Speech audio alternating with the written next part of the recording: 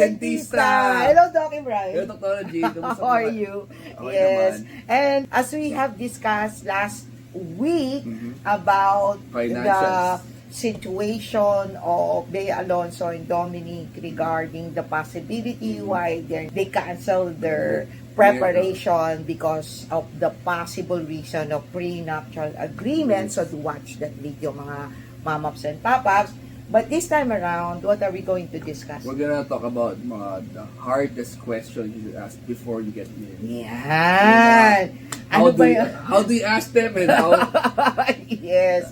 Yung mga bagay na you should have been discussing prior to walking in the aisle. Yes. And prior the guy asking for the hand of the girl. Kasi at the end of the day, mga mamaps and papaps, these are quite sensitive issues before getting married that are very, very, very crucial that you are able to discuss it freely with your partner so that it will not become an issue once you get married. Agree, Dokie Bry? Agree. Okay. So, number one, Dokie Bry, is what do you think is one of the things that needs to be discussed prior to marriage? Is, ilang anak ba dapat ang enough? Okay, so the issue of children. Ayan. Kasi mga mamaps and papaps, that was one of, when I got married, because I got married at the age of 31, and it is quite late. And my issue really is I want to have a child. Period yun. I prefer having a child and not having a husband. Yun yung totoo doon. One of the major reason why I got married is because it is necessary to get married if you want to have a child, being a daddy's girl. Okay? And it became very difficult for us in the process. So, it is very important, Dokie Brian, that you discuss with the girl or with your fiancé, what are you going to do if in case you did not have a child? So, are you open to adoption? Ayan, ikaw tanong ko, Dokie. Yes or no? No. You're not No, open for parang adoption. weird. So, you rather not have a child Yes. at all. Okay. Now, how many children do you prefer? Siguro two or three. Okay. Kasi, me, at the time, I would also like to have just two. Okay. Kasi, it also, again, it depends on the capacity of financial. And when it comes to adoption, Dokie, kasi nga, I ended up not having a child.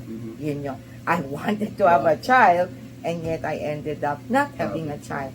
And I went through a lot of talagang process to have a child. And unfortunately, during that time, IVF is very expensive and you have to do it abroad. Unlike now, that is very accessible. And the thing is, very hard kasi people keep on guessing who has the problem. And sometimes, even if the problem is not yours, you just swallow that you are the one who has a problem. And the thing is that initially I was really very proud that we worked things together even if we did not have children. And also in terms of adoption, Dokie, initially I did not like to adopt and he wanted to adopt. And then when I wanted to adopt, he did not want to adopt. So it never became a mutual thing. So I guess we were not really meant to have children, which in the end is really good because we ended up parting ways. Ayun. So, yun yung, Dokie, you have to discuss sa wife mo ngayon before you even get married, in children, and since you are against adoption, and maybe she is open to adoption, that is something you need to settle. The second is, Dokie. So, religion. So, Ayan. medyo mabigat tong issue. Religion. Oo.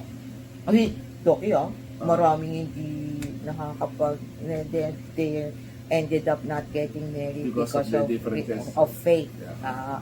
Now, faith or religion, kasi iba yung faith, Mhm. ibig sabihin you just believe in God, it doesn't matter what religion you are in, versus to religion. Ikaw ba, Doc, what is your religion? I'm a Catholic. Okay, and your better half? Catholic.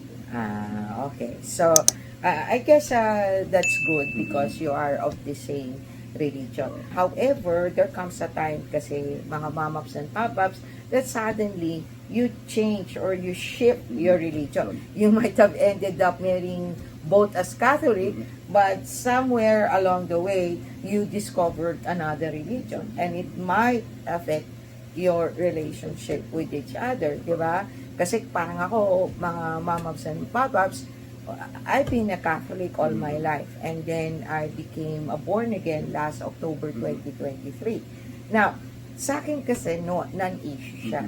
Sa akin if ever lang I'm in a relationship, it is a non-issue to me whether the person is Catholic, INC, but it might be an issue with him, and that is something you really have to discuss. Ang position pa lang ganito, Doc. If your religion is divisive, then it is not a good religion. Yun lang. That's my position. It separates you from others. Correct. Because Jesus Christ, God, whatever it is that you call Him, will never want something that will divide the people that He loves. Yeah. So, if it becomes a divisive factor in any relationship, in any situation, it become a cause of war, then it is not a good religion. Yan ang position ko. So, why will I belong to that? Oo. Sige, go ahead. The next one is, saan ba dapat mas magandang tumira? Yan, location. Parang Napaka-importante. yung ba city ba? O probinsya na ba dapat? Hindi lang yon, Dokie. Halimbawa, if the person is a foreigner, he has work abroad. Oo. And paano kung maganda rin yung career dito ng girl? Diba? Or the other way around. And then ikaw din, Dokie, imagine mo, you are a licensed dentist here and she's a licensed anesthesiologist here. But if you decide to go abroad, then it means you have to take exams. Yes. And then you may not end up being a doctor there. And you might end up having a different career there. Diba? Parang ikaw, Dokie, diba? Sometimes you're thinking of going out of the country. Which I do not blame you, diba? So, that is something you have to discuss. Because if you are willing to risk not to become a dentist, when you go abroad, is she willing to do the same, not to become an anesthesiologist when she goes with you? Diba? Or, for example, nung dati, Dokie, nag-i-issue sa akin yung, city girl before sa province. Diba? Kasi my ex used to have a very good work in Subic. And I'm a Makati girl. And ang feeling ko, I will always be a city girl. I like the province for vacation, for the meantime, for a short period of time, for rest, for vacation. But I don't see myself living in the province until the day I die. Diba? Mag-issue sa akin yun, di ba? Malayo kasi. Hindi lang yun, yung convenience kasi. Wala kasing Grab sa probinsya. Hindi. siguro ngayon, pwede na. But when I was young, I don't think so. Because nga, yung lifestyle, di ba? Another issue pa sa location is exactly, are you going to have your own house or are you going to live with your in-laws? Yan, ako Diyos ko. Napaka-importante niyan. Kasi mga mamas and papas, before I got married, these are my non-negotiable. Okay? One, I will never live with my in-laws. Okay? So, even before we got married, we stayed for a while in one of the apartments of my parents, and then we transferred to our house. Okay, non-negotiable din sa akin. Yun nga, to sana have a child. But unfortunately, that did not happen. Okay? And then, yun yung mga non-negotiable sa akin. Non-negotiable din sa kanya na lumipat kami ng ibang location. Kasi, at that time, mga mamaps and papaps, I was petitioned to become an immigrant in the United States. And after waiting for 20 years for that, I have to give up my green card. Sayang. well, it's not meant to be. So, next, Dokie. Relationship mo sa in-laws mo, sa diba, family Ayan. ng partner Ayan. mo. Okay. So, Dokie, tatanong ko sa'yo. Ikaw ba you're okay with living with your in-laws? Sa in the near future. Hindi, albawa, after getting Oo. married or having the wedding, Ako tingin ko, doktora, tingin ko kasi then sabi ng problem, indo mo, laki-laki naman ng bahay ko, Mm. iho. O dito na lang kayo tumira ng anak ko. siguro kasi ang problema kasi pagka tumira ka sa in-laws is parang hindi ka magiging sarili mo. Parang hindi ka magiging totoo sa sarili. Kumbaga parang lagi kang merong word na, baka sabihin yung in-law ko, ba? So, Pero open ka ba doon? I don't mind, pero parang feeling ko hindi maging comfortable yung environment na yun para sa akin. Siya, kung okay na ba sa kanya? I don't know. Hindi ko pa- So, never- yan ang mga dapat yung pag-usapan. For me, it's a matter parang if you're being mindful with your partner, tingin ko mas maganda lang hindi kayo tumira sa in-laws mo. O siguro just live nearby. Kung in respect din yun sa partner mo. Siyempre, gusto mo rin siya maging komportable. Gusto mo parang pagdating niya sa bahay, he just can't remove his shoes, his socks, makakaupo sa upuan, nang walang iniisip na ibang bagay, o walang kinoconsider dapat ganito yung gagawin ko, dapat yung ginagawa ko. Diba? Kaya nga ako, mga mamas and Ano, papaps, non-negotiable sa akin na makikitira ako. Because if there's one thing na my mom taught us is that because she got really traumatized. Not because she's living with the in-laws, because that is the house of the in-laws, but the in-laws ended up living in their house. And it is not bad for your partner to take care of his parents, but in the end, it might affect your relationship with your partner. Not only financially, but also emotionally. Kasi nga, mga moms and papas, like for example, I don't like cooking. I don't like to cook. I don't like, I'm not the housewife material.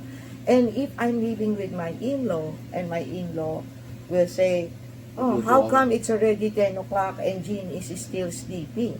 And instead of her cooking breakfast for my son, it's the housekeeper who ends up preparing the breakfast for my son. And for me, that's a no-no. Because at the end of the day, that's what I keep telling my husband, that the reason why I work hard is so that I can afford to have a housekeeper and a cook in order to prepare our breakfast, lunch, and dinner. Diba? So, if you end up living with your in-laws, of course, their ways may not be your ways. Like, for example, if you go home late, or you went to a party and you got home drunk, and then they will see both of you, and of course, they cannot help but judge you. Or if you had a fight, or an argument, and they might even tempted to go in between. To meddle. Yes. So, in the end, it's not a healthy thing. So, I rather live in a small room with us having the privacy rather than, save money and stay with the in-laws. Yeah, yan yung aking payo sa'yo, Doc. Now, next, we have talked about, do watch the prenup and the video that we created about the financial deal. But in the financial, Dokie, is we have to talk about how to deal with the budget. Alam when you're married, I think mga mamas, papaps, if there's one thing that I can advise to you in terms of budget, is that the best thing that me and my ex did was have a pot, So, let's just say, of course, we earn different level of income. And so we already figure out what is the amount that is needed in order for us to pay our bills and to save money. And then from there, we decided that there is amount that he can afford to put there, and there is amount that I can afford to put there in order to reach that amount, and that is the amount that we cannot touch every month. Okay? And then the rest, what is left in his money and what is left on mine, we don't meddle. Okay? He can spend it wherever he wants to spend it, and I can do the same. However, dyan pumapasok, Dokie, ang away na mag-asa. That system is good. The problem is if the difference is so big. Yan. Kasi, I think that is really difficult if you are a lot financially stable than your partner. Diba? Kasi, mga mamas and papas, my ex used to tell me that he doesn't mind. Okay? Doesn't mind that I earn more, that, because, diba, Dokie, ang dentista kasi, there's no fixed rate. You can earn a lot or you can earn nothing. So, it goes both ways. And if you are lucky enough to continually grow your income, then of course, you can earn as much as you want. And you really control your time, your money, and everything. Unlike if your partner is working for a company, then of course there is a fixed rate, and then of course the tax, and of course all these things. And the thing is, especially ni mga mamaps and papaps, I also became a speaker. I go abroad, and there is one thing, halimbawa, I can understand yung issue ni Alonzo and ni Dominic, Roque, na tinatanong nila, pagka nag-a-abroad, sino ang gagastos nun? Totoo yun eh. I mean, honestly, it's really true. Because I experienced that eh. Like, for example, I wanna fly business class. Okay? I have an event in that country. I can afford to upgrade my ticket to business class. Now, and then try to go around the country after my work to see the place. Now, if I want to bring my husband along or my ex along, who will pay for his airfare? Okay? And then, that will be times 2 in food, in the tour, and then who will pay for that? Am I going to pay for that? Because if I'm going to pay for that, it means I will be spending the money I earned from the work that I did, and which is why I was there in the first place. So I cannot save money anymore because I will be spending it on him. And if he will spend his own money, I don't even know if he can afford the level of convenience that I wanted to experience myself. Yan ang issue. Yan yun. Huwag na tayo magbula, mga mamas and papaps. Yan yun. Kasi, for example, with Bea Alonzo, let's just say, she wants first class. Not even business class. First class. And if the guy can only afford economy, and that's Bea Alonzo, hello. So, how can you place her on economy? Tapos, di ba, it's a big... Hindi na sa economy. Siyempre, magkakagulo yung mga tao. Di ba? At tapos, siyempre, private. Ikaw, Doc. Siyempre, let's just say gano'n. Tapos, albawa ikaw, sige, ikaw na sa business class, bayaran kita, ako sa economy. Di ba, tapos pag-chichismis na kayo, maglalagay sa magazine. Ang boyfriend ni Bea Alonzo, ang kaya lang niyang bayaran na ticket na business class is si Bea Alonzo, tapos siya nasa economy. Di ba? I mean, look how judgmental the world is. And that will affect you, Dokie. Yan yun. Kaya nga, that is the difference between the relationship of Marian Rivera and Ding Dong. Because they are equal. Di ba? In terms of face, in terms of money, in terms of popularity, they are equal. So, it does not become an issue. It will become an issue later if there is, di ba kaya nga sabi ni Bea Alonzo, gusto nila equal sila. It will not happen, mga mamas and papaps. In any relationship, it is very rare that it will totally become equal in both ways. Because there will come a time that he will be okay and you will not be okay, and then there will come a time that you are okay and yet not, your partner is not okay. So ikaw, Dokie, anong issue mo dyan? Paano yan? Paano if your fiancé now really become rich and this is the only thing you can afford, and she wants to say, I want to go into cruise. Mag-cruise ka kasama yung friends mo. Hindi na, sabihin niya, I want us together. For me, Dr. Russell, the biggest answer na Dr. is parang, diba, kaya nga di ba budget if you budget things naman properly, you won't end up on a situation na paano. For sure naman, if you talk it out kung bakit ganito yung gusto, ba't ganyan. And then you'll have an agreement, ito yung ganit natin. Let's spend our money on this type of gastos, or let's spend our money sa ganitong bagay para makuha natin to. I mean, for sure, if you plan things together, hindi, halimbawa nga kasi. Bawa, syempre. Ito, sample lang. Kasi parang, it doesn't matter naman kung anong sakyan mo, kung mag-business class ka, o mag-ano ka, pare-pares lang naman, pupunta ka sa pupuntahan ko. Hindi nga. Halimbawa, sabihin ng babae, okay. Kasi, mga mamas and papaps, typically, ang masosolve mo dyan is that you set a budget kung anong gagastusin nyo sa trip na yun. However, eto yan, mga mamas and papaps. Let's just say, naka-budget kayo. Tapos, pagdating doon, biglang, yung may pera, nakita niya na, ay, gusto niya ito. Ang ganda nitong kwarto. And she can afford by upgrading your current room to that room. Na pwede niya naman sabihin sa'yo, ako na bahala doon kasi i-upgrade ko naman. Will you be okay with that? Yeah, why not? I mean, for me, parang di mag-give and take. Kung for example, siya nag-upgrade ng room, di-upgrade mo yung kinakainan nyo, gano'n, kung baga magbigay na kayo. Kasi yung ibang lalaki doon, may insulto sila eh. Kasi, ang ending niyan, sasabihin niya, when will it stop? Diba? Kasi we already decided that this is the budget. Diba? So, yung iba kasi ma-o-offend. I mean, for kasi parang ang feeling niya, ito yung pinag-usapan. And then, although I appreciate the offer that you are upgrading the room. The thing is, that is not the budget that we have talked about. Yeah. And then, in the end, is that this is something that might end up Doktora, at a point of discussion later. For me, Doktora, it's a matter of how you discipline your partner.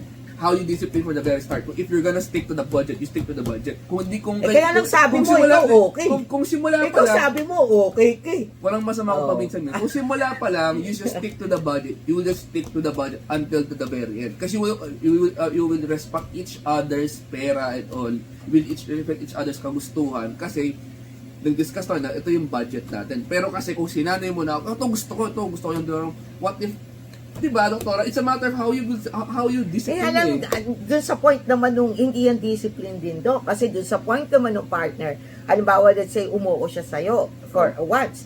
Pero, what if it keeps on happening? Because you are not improving your financial capacity Kaya nga, Doktora, in order for her to enjoy these things. Doktora, so, she will, makinig ka muna, Dok. Ang mangyayari dyan, she will feel na, oh my gosh, I keep on sacrificing the things I can literally enjoy because the person I married cannot afford to provide the same quality I would like to have. So, paano yan nga, Dok? It all boils down, Doktora, bakit mo siya pinili?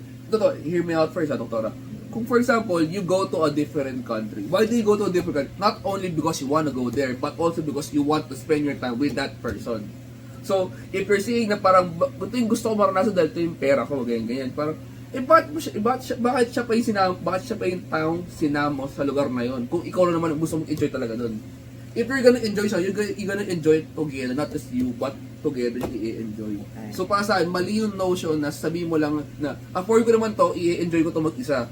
Afford ko to, di-enjoy na to together. Diba? Agree ako dyan, Dokie. Kaya nga mga mamaps and papaps, eto yan, okay?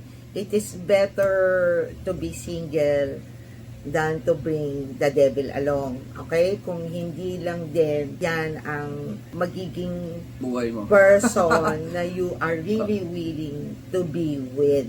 Kasi, totoo yan mga docs. Ako, nung dati, lagi ako nagbo-boyfriend ng pogi na walang pera. Okay, kasi nung dati, ang feeling ko, money does not matter, it's just love.